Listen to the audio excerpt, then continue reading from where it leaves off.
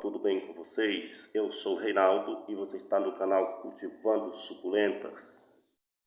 Estou passando por aqui mais uma vez, gravando este vídeo para você, para falar um pouco desta planta lindíssima, maravilhosa, esta linda Crassula capitella campfire, suculenta fogueira.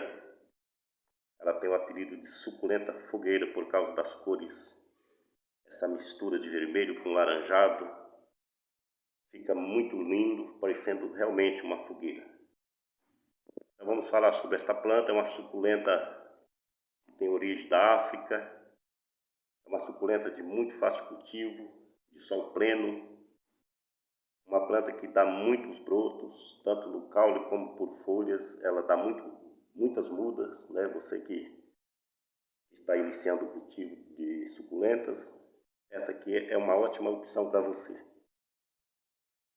Você que gosta de fazer mudinhas, ela é muito fácil de fazer muda, tem um crescimento bastante rápido.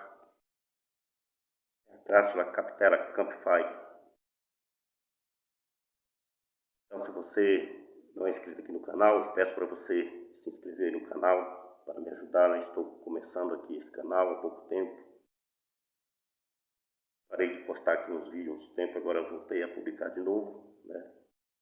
Também o meu cultivo de suculenta, que há pouco tempo, um pouco mais de um ano, eu comecei a cultivar suculentas. Mas estou pesquisando bastante, estudando sobre elas, para que eu possa ajudar também você que está também aí no início do cultivo, né? Então, falando mais dessa planta, ela é uma planta muito linda, é uma planta comum, simples, mas muito bonita. Crassula capitella campfire é uma planta que você não pode deixar de adquirir e ter aí no seu cultivo.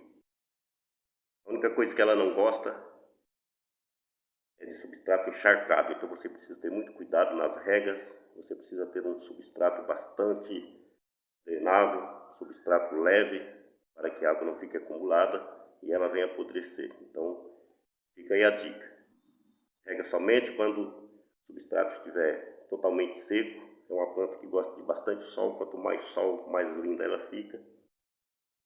Então é isso aí, pessoal. Um vídeo curto aqui somente para mostrar um pouco dessa planta para você, ok? Se você não é inscrito aí no canal, se inscreva, nos ajude aí no canal. Estamos começando aqui este canal. Aqui vou postar bastante vídeo para vocês, dando dicas de cultivo, de mudas, de regas, de substrato, identificando também plantas. Também deixa aí o seu like, que é muito importante. Deixa o seu like aí para nós. Também peço para você compartilhar esse vídeo com as pessoas que você conhece, que gostam de planta. E beleza. Muito obrigado. Até o próximo vídeo.